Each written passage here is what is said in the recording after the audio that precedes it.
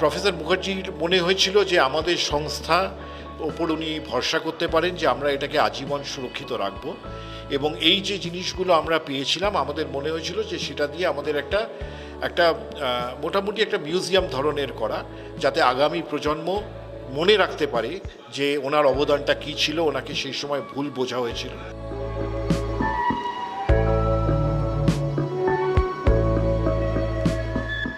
সবাইকে জানানো যে ডক্টর সুভাষ মুখার্জির মতো মহান এক ব্যক্তি কে ছিলেন, তার বিজ্ঞানের প্রতি তার কী কন্ট্রিবিউশন, সেটা লোকেদের কাছে জানানোর জন্যই এই আর্ট গ্যালারি বা এই গ্যালারিটা the Bengal society of obstetrics and gynaecology তৈরি করেছেন।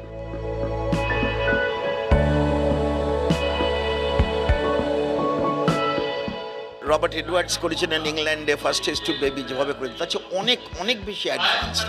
ওনার চিন্তাধারা ব্রিটিশদের থেকে প্রায় 5 বছরে গিয়েছিল, এবং এখন আমরা যে ধরনের টেস্ট টিউব বেবি করি সমস্ত কিন্তু সুভাষ মুখার্জির চিন্তাধারায় উদ্বুদ্ধ হয়ে সারা পৃথিবী জুড়ে একইভাবে টেস্ট টিউব বেবি হচ্ছে।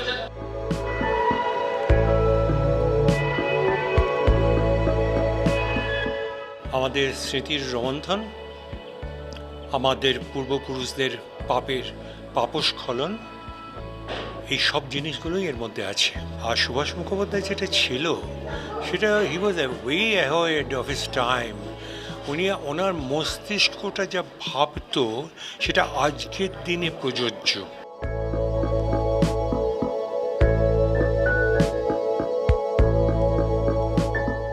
সুভাষ মুখার্জির যারা আমরা অ্যাসিস্টেড কনসেপশনে কাজ করি তারা সুভাষ মুখার্জির এই ডকুমেন্টস বা এই স্পেশালিটি, ওনার যে বিশেষত্বগুলো কাজে, সেগুলো আমরা জানি, কিন্তু যারা এর সঙ্গে জড়িত নয় তাদের পক্ষে এটা খুবই অ্যাপ্রোপ্রিয়েট।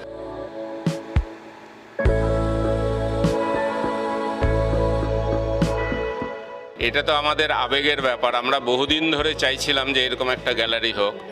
আর সুভাষ মুখার্জি সম্বন্ধে তো আমি একদম ভীষণভাবে পরিচিত। হি ওয়াজ মাই টিচার।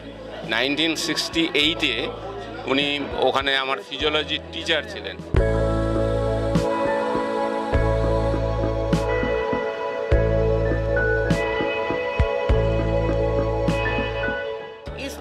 सभी तथ्यों का उल्लेख है जो कि आज से 50-60 साल पहले उन्होंने सोचा था और लिखा था कि कैसे टेस्ट ट्यूब बेबी क्रिएट किया जा सकता है, कैसे क्रायो प्रिजर्वेशन किया जा सकता है, कैसे वेजाइनल रूट से औरत के फॉलिकल्स और अंडे कलेक्ट किए जा सकते हैं।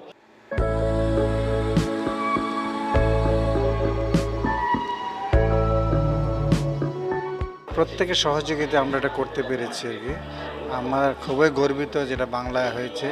বাংলার মানুষ ছিলেন, বাঙালি হিসেবে উনি যে আমরা সবাই আশা করেছে যে নোবেল পুরস্কার পাবে, সেটা হলো না, কিন্তু আমরা খুশি যেটা গ্যালারি অন্তত হয়েছে।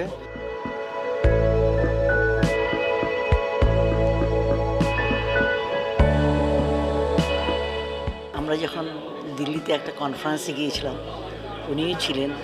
আমরা যখন রাজধানী থেকে ফিরি উনি সব বলছিলেন যে ওনার কাজ, বললেন এই কাজটা এমন একটা কাজ যেখানে এটা নোবেল প্রাইজ পাওয়ার মতো। ক্যামেরায় অশোকের সঙ্গে অর্ঘ্যজিতের রিপোর্ট, এস নিউজ।